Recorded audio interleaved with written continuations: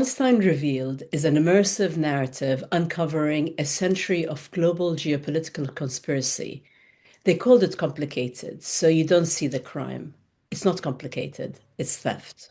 Welcome to the Enlightenment Podcast. To our listeners and viewers from around the world, we're so happy that you're joining us here, where we talk about all things Palestinian. We explore Palestine's rich traditions and culture and heritage, and also give a voice to people who are not always served very well by the mainstream media. Today, we have a special guest. It is my absolute pleasure to welcome a guest that actually you all know well as the founder of this podcast and my co-host, Hanan Kattan. Hanan will be talking with me today about her brilliant new book, Palestine Revealed, which has just been published. But first, I thought I would tell you a bit about her in case you only know her as a podcaster. Hanan is a fabulous entrepreneur who's successfully built and distributed various brands, and a feature film producer whose films have won over 50 international awards between them, and which include Despite the Falling Snow, starring Rebecca Ferguson and Charles Dance. Hanan also created Tabun Kitchen, a modern Palestinian restaurant that was a very popular fixture in London Soho for a few years. This restaurant was a way for her to help reclaim some of the cultural appropriation of Palestinian food by so-called Israeli concepts. And it won Lux Magazine's Restaurant Award and was nominated as one of the best new casual dining concepts in London. Hanan, welcome to the Enlightenment Podcast. Well, thank you for having me, and it's wonderful to be here. It's kind of nice for you to be on the other side of this for a change. But I'll try to be kind with my questions. How about that? Please do. Hanan, before we dive into your new book, Palestine Revealed, let's start with the most important question of why did you write this book and why did you write it now? That's a good question, Shamim. So why Palestine Revealed and why now? Really, after October 7th, 2023, I knew exactly what was coming, a Palestinian genocide. And I watched it unfold in real time. And here's what broke me. It wasn't just the unbearable images from Gaza, they were horrific. It was really the silence, the complicity. People, we thought, we knew, liberal friends, feminists, and people who really claimed to care about human rights, suddenly nothing, not a word. Or worse, oftentimes they repeated the Zionist lies. And each time I tried to explain what was really happening, I'd hear the same thing. It's complicated. And also, another thing that really drove me is I didn't want our sons to ever one day ask me, what did you do during this genocide? So I launched the Enlightenment podcast first with you, Shamim. And then I wrote Palestine Revealed because I wanted the book to be accessible. And I wrote it as an immersive narrative that uncovers a century of global geopolitical conspiracy. And I also wrote it for our sons, Ethan and Luca, because I'd like them to know their mama's heritage all in one place, and hopefully one day for our future grandchildren. And I also wanted to honor, and I wrote it for my mother, Nawal Halabi, who was a Nakba survivor who never saw Palestine liberated. And also for the over 100,000 Palestinians who were brutally killed since October 2023, and the over 20,000 Palestinian children killed when they should have been playing, learning, dreaming. So really, they called it complicated so you wouldn't see the crime. And I hope this book gives you clarity. And I also wanted to write it for our beloved Palestine, from the river to the sea. It's always been, and it always will be. I hope I answered your question. You did it beautifully. And I think what we'll do in this is just I'll take a quick tour through the book because I was amazed by how much you managed to put in there and in such a page turning, enthralling way. I know I helped you and I got sneak previews and edits, but I really loved it. It was an easy read. Chapter 1 opens at the Allenby Bridge crossing in 1977. Let us know, what is that crossing, and can you take us back to that moment and why you chose to open the book there? Okay, before I do that, I just wanted to thank you, Shamim, because without your editing and working alongside me on this book, it wouldn't have happened. So Just Oh, well, I think it very much would have, but thank you for that. I appreciate it. And it was nice for me to have the red pen on your pages for a change rather than the other way around. But okay, back to the Allenby Bridge in Jordan, 1977. Tell us about that opening of the book. yeah. So the Allenby Bridge is the crossing that Palestinians use to get from Jordan into occupied Palestine. In 1977, we were there trying to visit our family in Bethlehem, and I was around 15 years old. And my baby sister, Aida, not even a year old, she was crying in my mother's arms. Um, and Israeli soldiers, teenagers with machine guns, were barking orders at everyone. So they made us wait and stand in the blazing heat. Nothing new. They always do that every time. And they were enjoying what they were doing. You could see it in their faces. And one soldier yanks open my mother's bag. He pulls out my sister Aida's baby milk formula, her bottles, every single nappy, and he throws everything into a large bin while he was laughing. And my mother, this strong, confident, proud, dignified woman, had to stand there and take it. A complete humiliation. And to watch her to watch her baby's food taken, to watch the Israeli soldiers laughing at her, and knowing that if she says one word, we might be denied entry and never see our family in Bethlehem again. So that's what sort of the illegal Israeli occupation does. It's not just about checkpoints, it's about trying to break your spirit, making you swallow your humiliation, and basically time and again. And that this way you never forget what it tastes like, this humiliation. But here's what they don't understand. Every humiliation made us Palestinians remember more fiercely, and every insult made us hold tighter to who we are.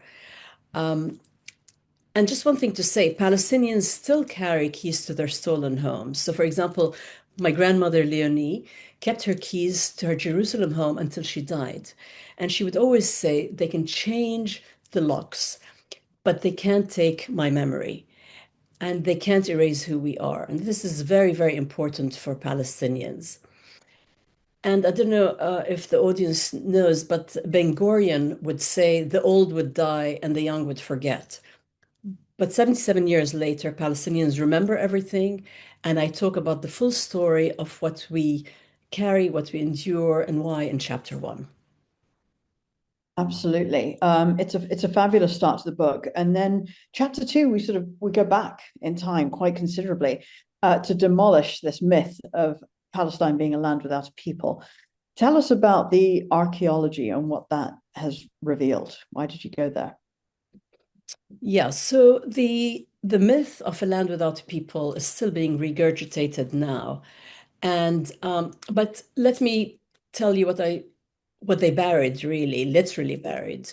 So there was a dame called Kathleen Kenyon, and she was one of the most respected archaeologists of the 20th century. And she did a dig in Jericho, and she found a tower, not just any tower, but a stone tower with defensive walls, internal staircases, complex engineering, and it's still standing even after 10,000 years with around 7.5 meters high.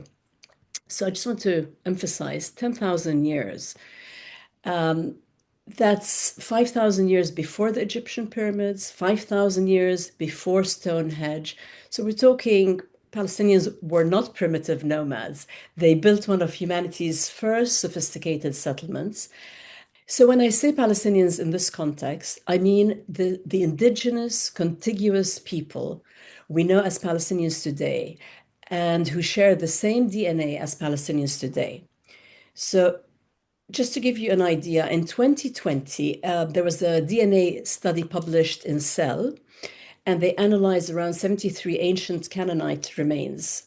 And what did they find? They found modern Palestinians retain large proportions of their ancestry from the Bronze Age Levantines. And these are the people who lived in the region for over 4,000 years. And it's the same people, the same DNA for thousands of years. So, really, Palestinians are the indigenous population. And by the way, the settler colony of Israel restricts DNA testing. And the reason why is because science proves Palestinians belong there. And so they wanted to sort of erase that, our history, to justify stealing our land and our future. And in chapter 2, I revealed exactly how they did that and the evidence they tried to bury. Yeah, it was absolutely fascinating. And then we go from that into chapter 3. No hanging around for you, straight into religion, in a chapter called The Devil's Trinity. I love this chapter so much. I mean, such rollicking, insane tales, but absolutely true. I went and checked all your citations a lot, and it was all there. It was incredible. How did a convicted fraudster create 70 million Christian evangelicals, and why should we care? Yeah, so I know it was one of your favorite chapters, Shamim.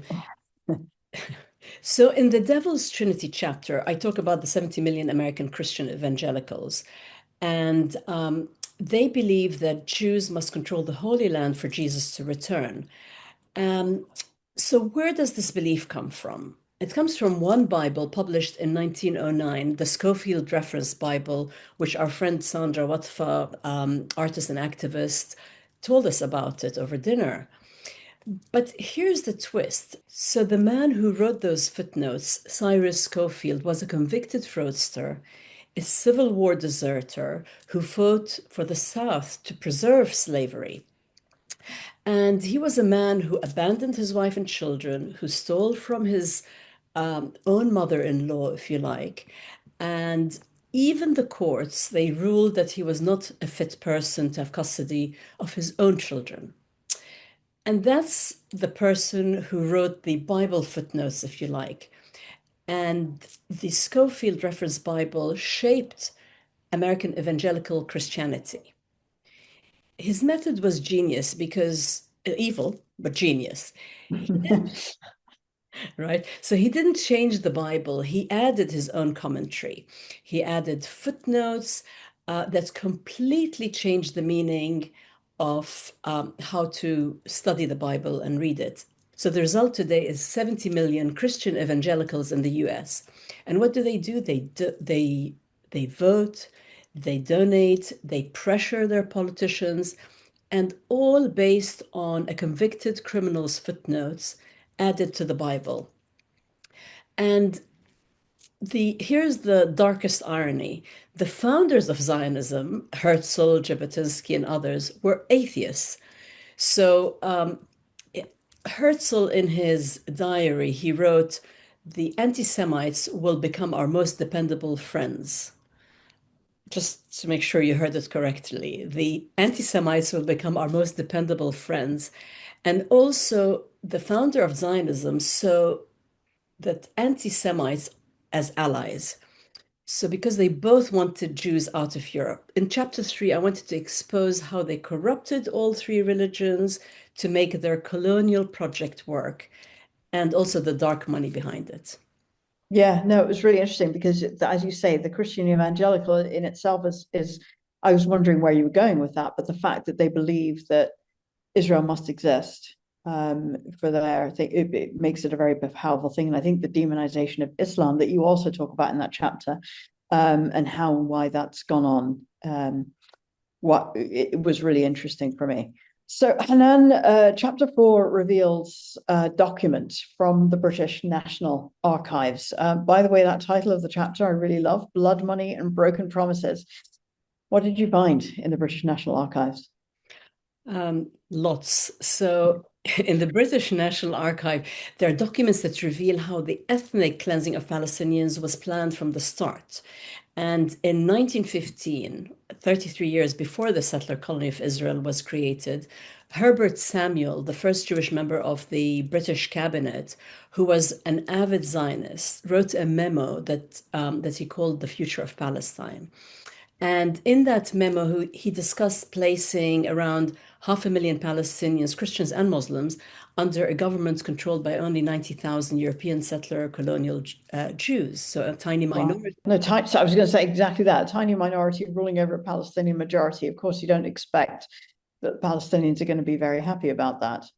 No, exactly. No, who would? So the ethnic cleansing of Palestinians was a plan from the start. People don't know that. And here's another conflict of interest that nobody talks about. David Lloyd George, who became prime minister in Britain, and when the Balfour Declaration was issued, it was under him being prime minister. He was Theodore Herzl's personal attorney in 1903. Wow. So the future prime minister was already on retainer from the founder of Zionism way before he was even Exactly. prime minister. Yes, And that's like that would be a decade before the Balfour Declaration, I think. yes, exactly, exactly. And then what Britain did, they went and did the triple cross, if you like. So they promised three different things to three different people. They promised the Arabs independence if they helped them revolt against the Ottomans. And then the British and the French had their own secret agreement to carve up West Asia. They called it the Middle East. And then the British, they promised the Zionists a Jewish homeland in Palestine. Wow. So Britain sold the same house three times, and also a house they didn't even own, which I think you also discuss in chapter 4 of the Exactly. book, Betrayal. Yeah. Exactly, exactly. And I talk about the names, dates of the documents that are found in their own archives. Fantastic. Your next chapter goes into, it's called The Blueprint for Genocide, I think, and it reveals something that was a complete surprise to me, kill lists for the Nakba. Um, and of course, it makes sense once I started to read it, because how did they achieve the ethnic cleansing of 85% of Palestinians in such a short time? Can you tell us a little bit about that? Yeah, that's a very important question because it people don't know about it or it gets rewritten.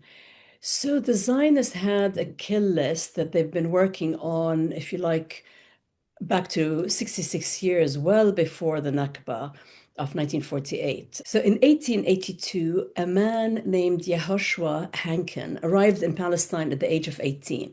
So he was what they called an advanced scout. And so if you picture this, he would, and this sort of story happened again from village to village. So this young Jewish man arrives at sunset in a village, in a Palestinian village. Of course, the village elders insisted he stay for dinner. The family is beaming with pride as he praises their hospitality, what we call the well-known Palestinian diafe. And all the while, this friend, and many like him, is memorizing the layout of their homes, counting the young men, noting where they keep anything, anything that could be used as a weapon, and really identifying who needs to be eliminated first.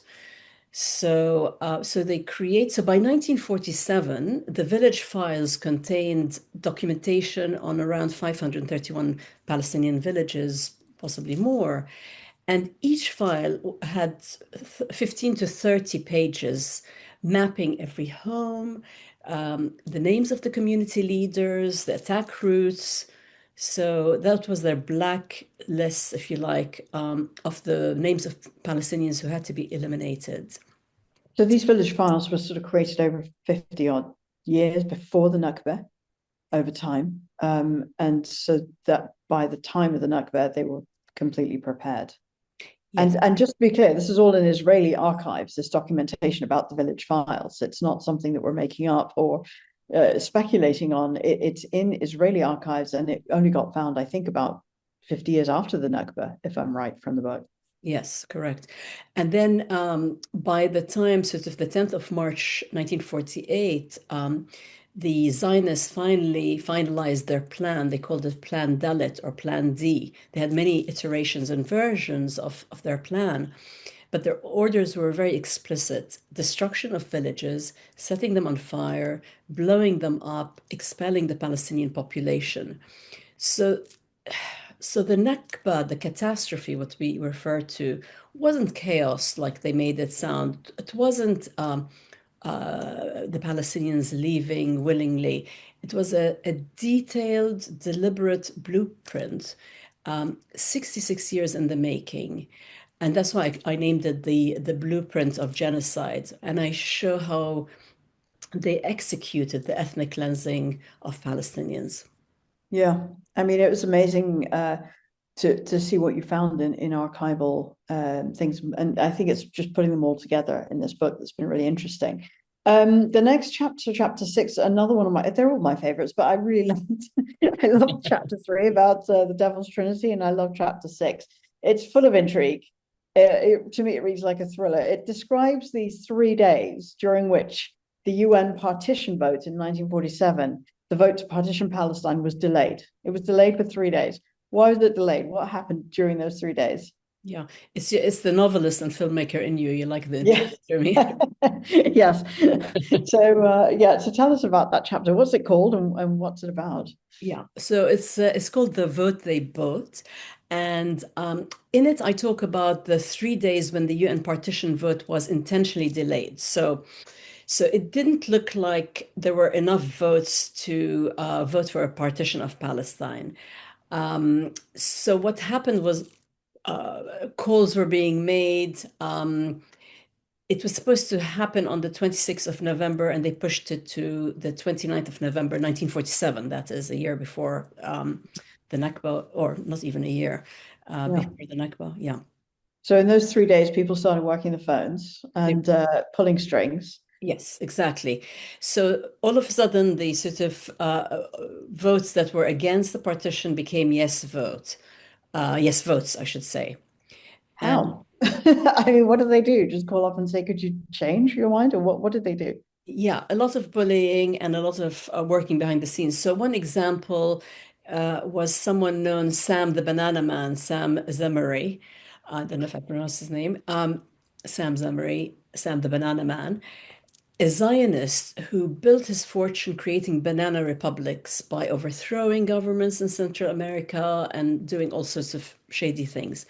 So Chaim Weizmann called Sam the Banana Man and said, "You need to make calls on my behalf," because he was very well connected in Central and Latin America.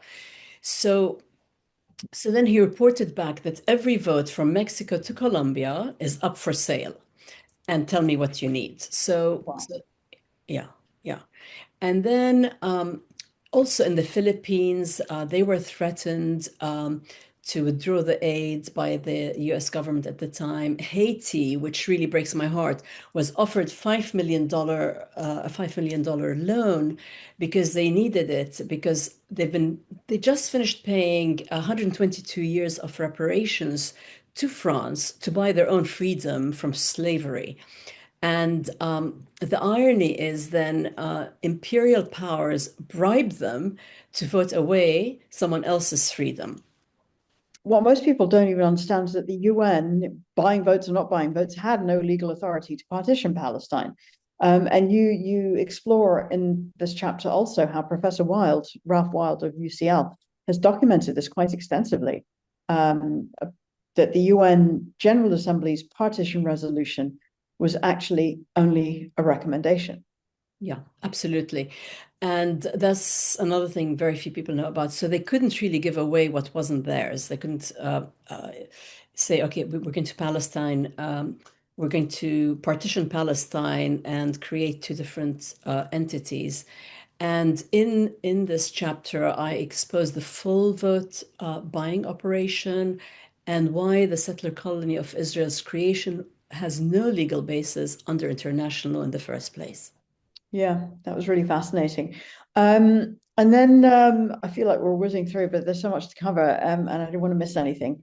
The next chapter is called Apartheid on Steroids, and it covers the Nakba in terms of the Nakba setting up the apartheid system that Israel has subsequently built. Let's first talk about the Nakba and the massacres that happened around that time. Yeah.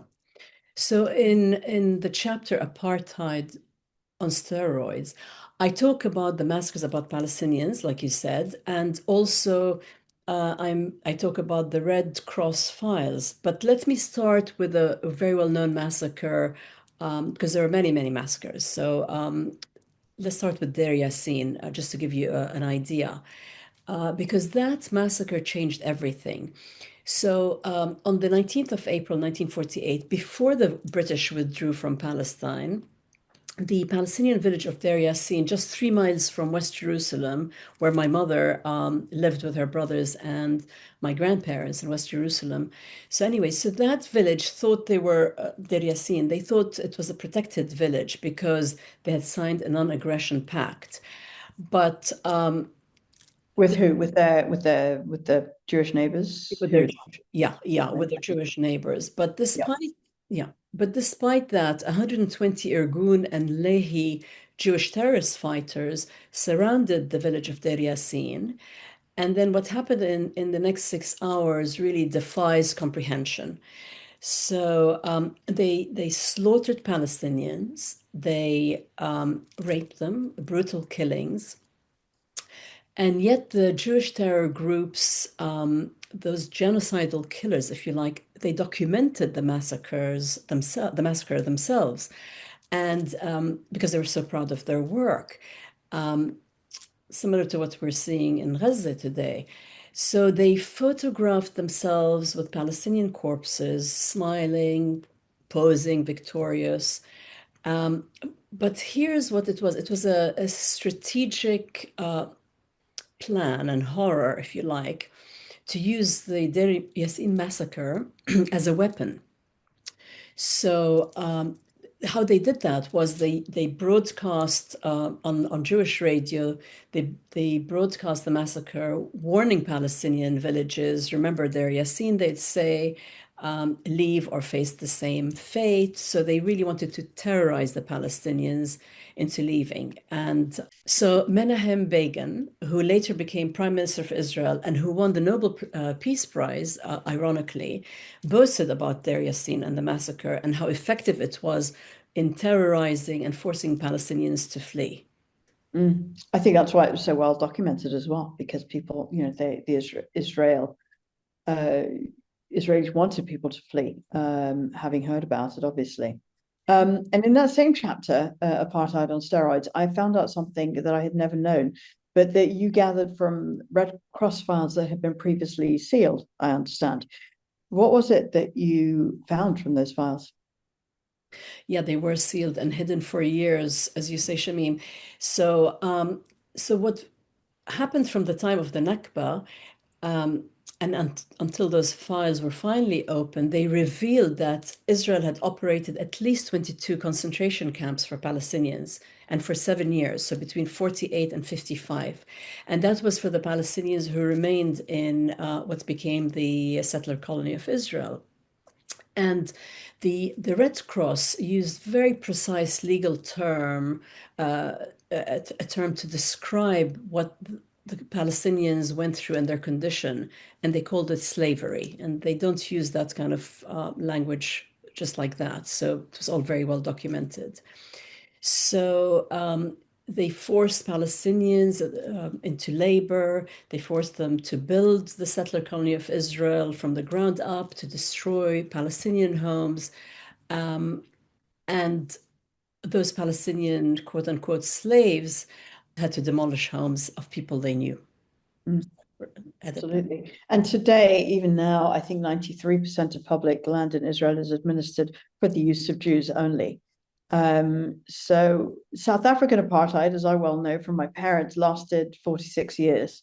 Israeli apartheid is now 77 years and counting. Yeah, that's so true. Chapter 7, I thought was really interesting in documenting the full horror of that, and some of these laws that they created to make theft legal, like the absentee property law. Can you just tell us a little bit about that? Yeah.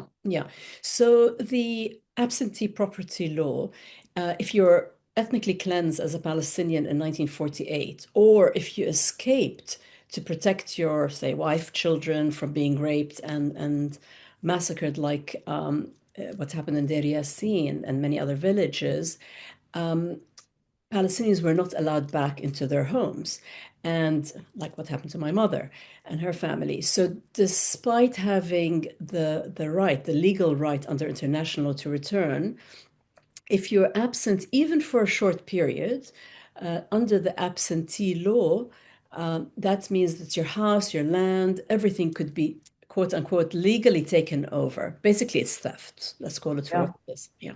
Yeah, and that's just one of many different mechanisms that were operating at that time. So it's a really fascinating chapter. Under all of that, the pressure of apartheid and the horror of occupation, one can imagine that it's inevitable for an uprising to take place. And chapter 8 documents the sort of almost inevitable intifadas, the shaking off. Let's go straight into talking about Yitzhak Rabin. He made an order during these intifadas to break their bones. How does a man who ordered that win a Nobel Peace Prize? Maybe that's too big a question. Tell us a little bit about the intifadas first.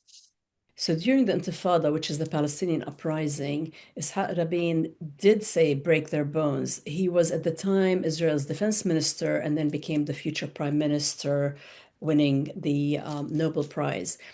So when he said break their bones, he said break their bones, break their hands so they can't throw stones, break their legs so they can't run. So it was a strategy in Israeli cruelty on how to really crush the Palestinians further. And so this sort of what he didn't want. Well, there are lots of killings of Palestinians too, but the world reacted and he didn't want them to become martyrs. So by breaking their bones, you create living reminders from his perspective and make Palestinian parents watch their children suffer. So, so this was quite brutal, actually. Yeah, and I think for the first time, this brutality aired on American network TV, which hadn't before. I think it was CBS that captured Israeli soldiers holding down a Palestinian teenager and methodically for 30 minutes shattering his arms with rocks while he's screaming in agony. And this went out on American TV, so it really didn't look good No. for Israel. So what happened after that? So then they sort of along came Oslo, the so-called peace process. And the irony of that also is that the chief US negotiator was Dennis Ross, who has or had ties to a think tank founded by AIPAC figures. And his colleague, Aaron David Miller, later admitted the Americans operated as Israel's lawyers. So then what happened during the so-called peace talks, Israeli settlements, illegal settlements doubled. So they went from 110,000 to 195,000 settlers. And they really used this cover of peace to accelerate Palestinian land theft. So in chapter 8, I talk about both intifadas in chapter 8, and it reveals how the peace process was rigged and who rigged it. Yeah, it was amazing. I didn't realize how much settlements grew during this peace process. You call chapter 9 the laboratory of death. Horrible title, but very true. What does it mean, please? So the laboratory of death refers to the way that Gaza became a testing ground for methods of control and killing that Israel then exports globally and profitably. So I just wanted to explore that Gaza didn't just start all the suffering after 7th of October. It's been suffering, people, the Palestinians living in Gaza, they've been suffering for decades. And yeah, so one of the examples I bring up in this chapter is the calorie calculation and control, if you like. What So is that calorie calculation? yeah. So basically, a senior advisor to Ariel Sharon explained their policy. It was to put Palestinians on a diet, um, but not to make them die of hunger because of the world opinion. So they sort of calculated, I mean, who does that? But they calculated 2,279 calories per person per day to sort of keep them on a diet, enough, it was precise enough to avoid mass starvation, but to control the food. Um, so then it's cruel enough to break Palestinian spirits, but without sort of causing deaths, if you like. And then they started banning random things like coriander, cumin, chocolates, and so on. I imagine the meeting where Israeli officials decided that coriander was a security threat, or I guess chocolate could be weaponized. Who knows? Yeah, yeah, exactly. But it was much worse than just spices, wheelchairs, medical equipment, concrete, newspapers, musical instruments, toys, you name it. The cruelty was the point of this law, if you Yeah. like. Yeah. And then this chapter also goes into something after that, even more horrifying. Tell us about that. Yeah. So the laboratory of death also talks about the Israeli arms industry, and it's the eighth largest arms exporter in the world. And these weapons, if you like, are marketed as battle tested and combat proven. So that means it means we've killed Palestinians using these weapons, and they really work. So a premium and sell them, which is really horrific. I was horrified. I was horrified that they actually go to arms fairs and international markets with these even videos of them being tested on Palestinians. Yeah. I thought that was an incredible expose to say that Palestinian death of real people is adding value to products sold globally and upping the profits to the Israeli arms dealers selling them. Exactly. So Gaza was the laboratory and the world was the customer, the whole world. Yeah, it's shocking. Then in chapter 10, you go on to talk about the Gaza genocide that's been happening since October 2023. Can you talk about why did you cover this? What does the evidence show? And I know how much fact checking and citations have gone into this. So just give us a bit of an insight into that chapter. Yeah. So in the genocide live stream, I discuss the evidence since October 23. And it's important to separate facts from propaganda. So, for example, the 40 beheaded babies never happened, the mass rapes never verified. These sorts of propaganda and lies were designed specifically to manufacture consent for what was coming. So, which is the Palestinian genocide. So, here's what the settler colony of Israel doesn't want you to know: the Hannibal Directive. So what that is something they've used before, not only in Gaza. So that means Israeli forces intentionally killed their own citizens to prevent them from being taken hostages. Yeah, and I think you had an example there with one of the survivors from a kibbutz, I think, Yasmin Porat, testified on Israeli radio saying that the IDF eliminated everyone around her, including the Israelis. Yeah, yeah, very much so. Yeah. And but they think because it's in Hebrew, people don't watch, but everyone's listening and watching and documenting. And but within hours, the Netanyahu invoked Amalek, which is their biblical command for complete destruction. And this wasn't just a metaphor. It was really a genocide, and it followed sadly, with a genocide by algorithm, if you What, like. what what do you mean by genocide by algorithm?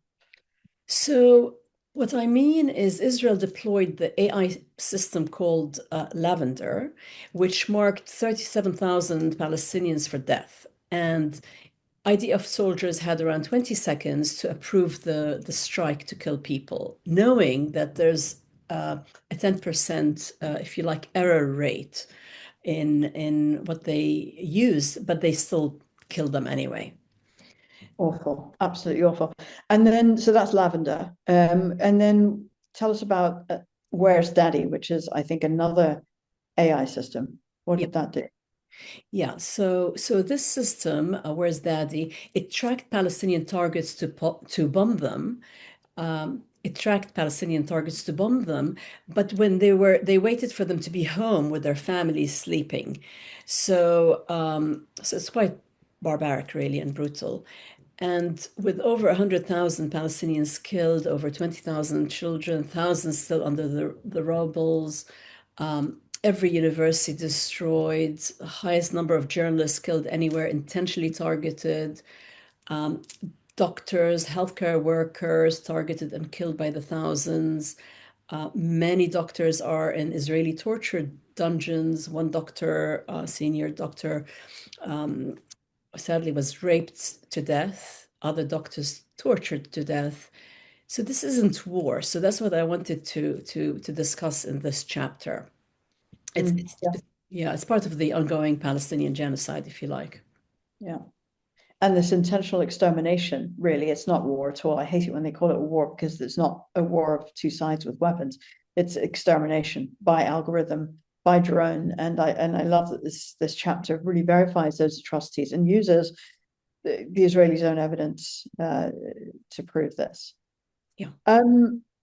Wag the dog is the title of chapter 11, and it starts to relate, which I found fascinating geopolitically, what's happened to Palestine now to what is going on in the rest of the world. This was, for me, fascinating into seeing politics very differently from the way that mainstream media feeds it to us.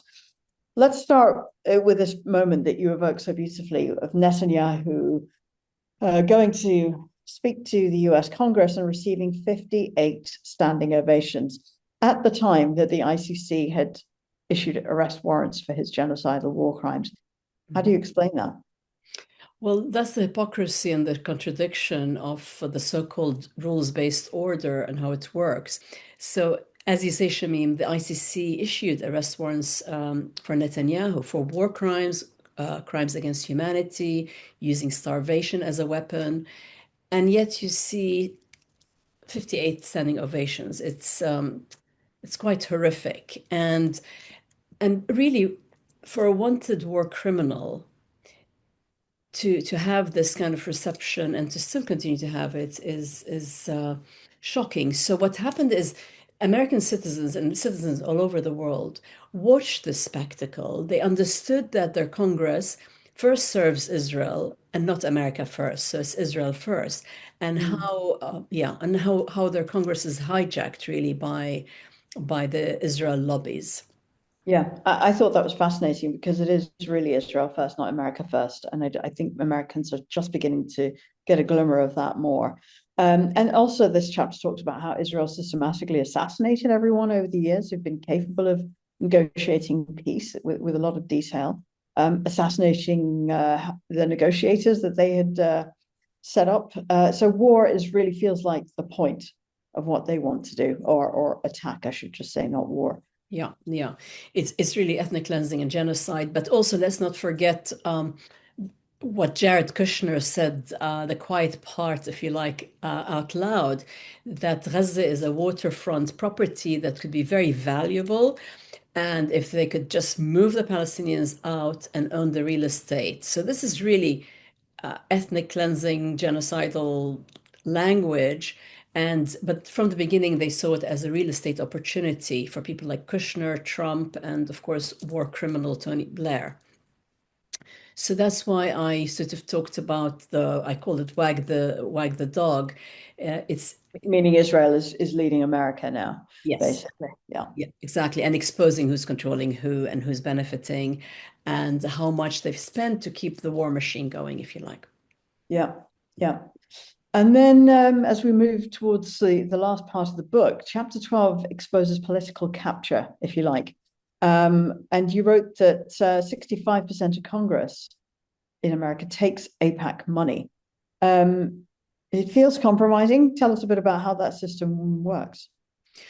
Yeah, years ago, we're having dinner, and we had Ethan, our oldest son, with his flatmates from Imperial, over dinner, and one of them mentioned they had just had come back from a trip from Israel, and that flights, hotels, tours, all were arranged for a few £100s, and of course they'd seen the beaches of Tel Aviv, but Gaza, 60 kilometers away, remained invisible. So did the Palestinians. So then I was shocked and I started researching all the programs that they had. And they had many, many programs from Israel societies at leading universities in the UK, Canada, US, and so on, and many, many more. And so what they do, these societies, is they offer subsidized trips to future leaders, graduates or students who go to top universities, if you like.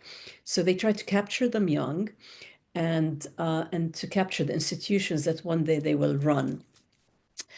And that's one program. Another one is the Birthright Israel, where they've taken over 900,000 young Jews on curated trips, spent over $3.5 billion to sort of sell an idea of what being Jewish is and conflating Zionism with Judaism. Yeah, yeah. And those are, when you say curated, we mean like they're not permitted to meet Palestinians. They don't see the ugly side of the occupation and what it is that gives them their supposed birthright by denying other people their birthrights to Israel. But let's go back to AIPAC because between 2023 and 2024, they gave money to 65% of people serving in the US Congress. Yeah. Is it similar in the UK or is it an American problem? No, no, it's everywhere. And in the UK, the Conservative Friends of Israel claim 80% of Tory membership of Parliament. When Keir Starmer formed his cabinet in the UK in July 24, 13 out of 25 cabinet members had received funding from pro-Israel lobby groups. So and then also now it's going viral what Netanyahu said in 2001. He said he knows what America is, and it's something that can move easily because they captured basically the government and many institutions. So basically, in chapter 12, I follow the money, I name names because really it doesn't matter which party you vote for, both are owned. Yeah. And the question I had by the time I got to this point in your book was, how is all of this possible? So, yeah, chapter 13 does trace connections that make this happen, from financial networks to surveillance technology. What does it mean when you say the cage built for Palestinians is being built for everyone? Tell us a bit about that. Yeah. So this chapter is called The Puppet Master. And yeah, so I follow the money. So if you go back a little bit well, quite a bit actually, in 1910, the most powerful bankers in America gathered at Jekyll Island, and they used assumed names. They met behind closed doors, and what they did was they designed the central bank, what became known as the Federal Reserve.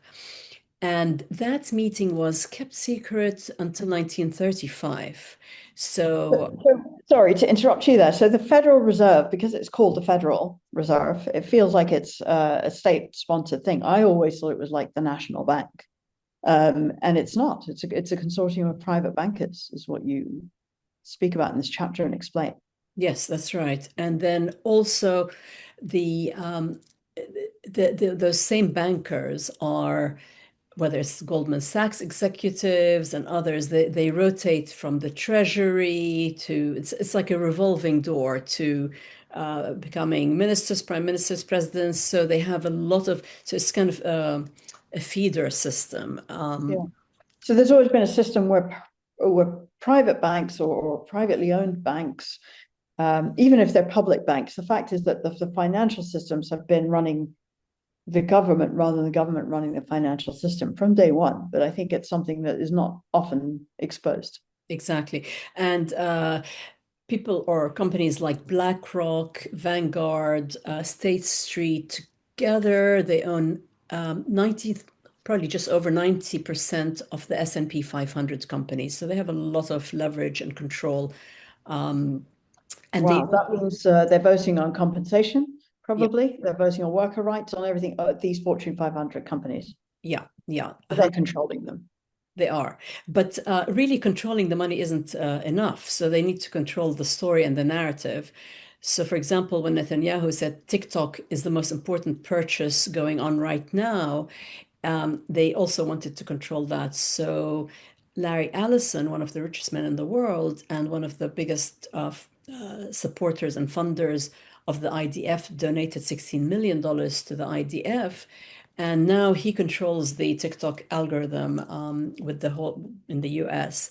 And now it's sort of, if you critique Zionism, which is a supremacist settler colonial ethnic cleansing ideology, it flags it as hate speech. So yeah, so Yeah, that's it's shocking. And then tell us about Unit 8200, which is an Israeli elite unit of intelligence army unit. yes. There are veterans, about 1,400 of these veterans who now live and work in the United States. What are they doing? Yes, so they are these 1,400 Israeli intelligence veterans, if you like, from Unit 8200, as you mentioned, are embedded in the American tech companies. So from Google, Microsoft, Meta, Amazon, and so on. And they so the surveillance technology we just talked about that's tested on Palestinians is now deployed against the world. So basically they are the same graduates and the same people who are now working for American companies, and you wonder where their allegiance is, if you like. Yeah. And behind it all, there's something very sinister. Tell us about the Samson option. So Israel has an undeclared, unregulated nuclear weapons program.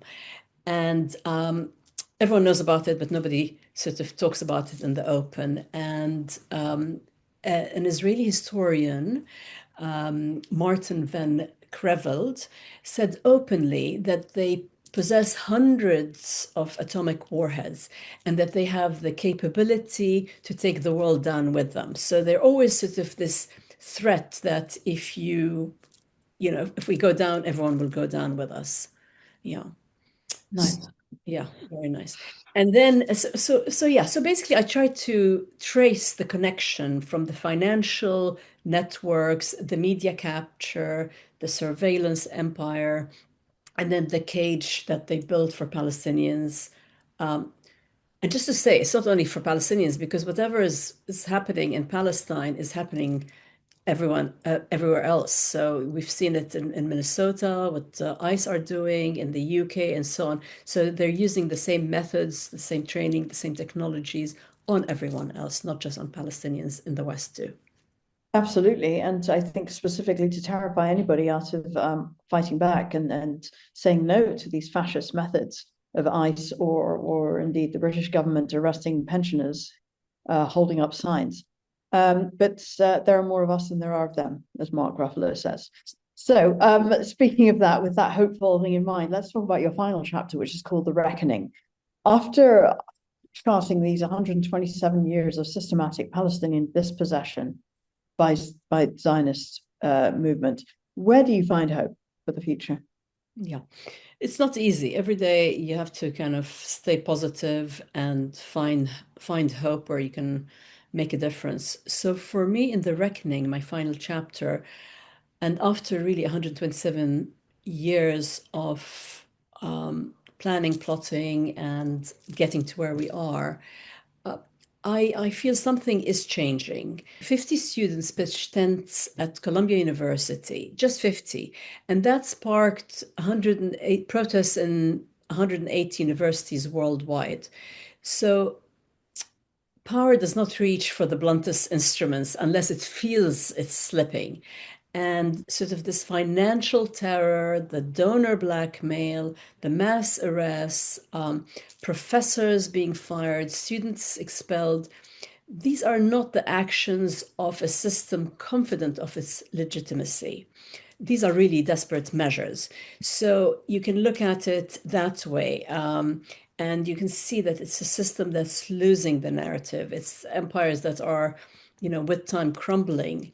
So yeah, so I see it as a positive that it has woken up the world to what's going on.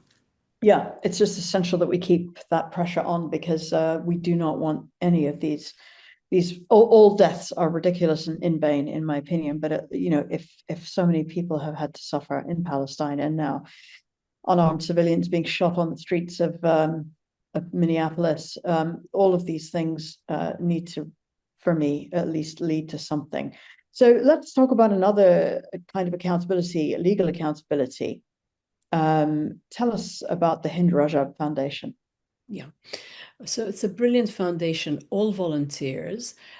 We did a podcast also with the founder. So they filed complaints against 1,000 Israeli soldiers at the ICC. And the way they built their case was from IDF soldiers, their own, if you like, social media posts, bragging, blowing up, killings, etc. And these same IDF soldiers are being questioned and held and detained, whether it's in Belgium and Brazil, some were forced to flee Argentina, and so on. So this whole myth of impunity, this arrogance, is starting to crack, if you like. And also, it's really important uh, to see that the BDS boycott, divestment, sanctions, it's working. So yeah, so that's really important to do as well. Absolutely. And let's talk a little bit more about the BDS, because I know that, well, I found out from your book that Intel suspended a $25 billion project in Israel. McDonald's has had to buy back their 225 Israeli franchises, probably because, you know, they tried to market it with IDF soldiers giving them free Happy Meals, the same soldiers who were TikToking their way through genocide and killing children for sport. So it might not be the best way to advertise, they found out. Israel's economy is crumbling. They feed another narrative to the press. So I think it was very important that you put in all the facts and figures that prove that they are artificially pumping it up. Tell us a little bit more about that, tech investment and stuff like that. Yeah. So the tech investment is down 80%. There, I think, around 80,000 Israelis left in 2024, and what Israeli historian names as the collapse of Zionism. So, so the economy is not what they make it to be, and without U.S. taxpayers' money and Western taxpayers' money, it would have collapsed a long time ago. And Ben Gurion said the old would die and the young would forget.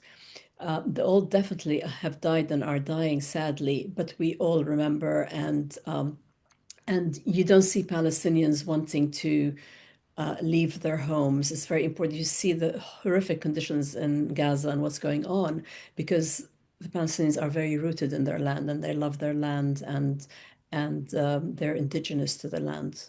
Yeah. Yeah. And also now the world is watching, of course. And what do you see as the solution? And by that, you know, people sometimes get bogged down in the how of something. There's no obvious answer to that. I mean, it's a mess with settlers who feel they would rather kill every Palestinian than give back land. So obviously we can't worry about that. What is the just solution? What should we be dreaming about so that it actually happens? Very good question, Shamim. So solution-wise, I believe in one democratic state, decolonized state from the river to the sea with justice, freedom, full equality, human dignity for all, and reparations, complete land and resource restitution to all Palestinians, and of course our right of return, which is based on international law. So, and it's guaranteed under international law. So the path forward is when Palestine is free, we will all be free. Absolutely. Hanan, thank you so much for sharing all of this. For listeners who want to support you on this in this amazing book and take action, what can they do? So, what can you do? You can start with reading this book, Palestine Revealed. It's available in hardback, paperback, ebooks, and audiobooks. 100% of my author profits are going to 10 charities supporting Palestinians, from medical aid, education, humanitarian relief, legal accountability. So, really, when you're buying this book, you're not just reading it, you're actually taking action and helping make a difference. And you're also funding medicine for Gaza, education for Palestinian youth, justice. So every copy you give to someone still saying it's complicated, that's one more person who can never unsee what's really happening. So I hope that answered the question. But very much so, very much so. I think it's that's. I think that was the interesting thing. You wrote. I think you wrote this for people. You said that keep saying it's complicated, and I think what you've done so well is lay out everything: the history, the vote buying, the demonization of religion, all of the various mechanisms in such an enthralling page-turning way. It's a non-fiction book, but to me, it read a little bit like a thriller. You had better cliffhangers than I do in my books. So I doubt that. at the end of each chapter. So I might have learned a thing or two from that. Thank you so much for joining us to talk about Palestine Revealed. And if you want to get a copy, wherever you are, it's available now. Almost anywhere that you can buy books. If it's not available on the shelf, please do ask your bookseller for it. Otherwise, it's online at Amazon and other sellers in many different things. And as Hanan said, every penny of author profits is going to be distributed between these 10 amazing charities who all go to support Palestinians in very different ways.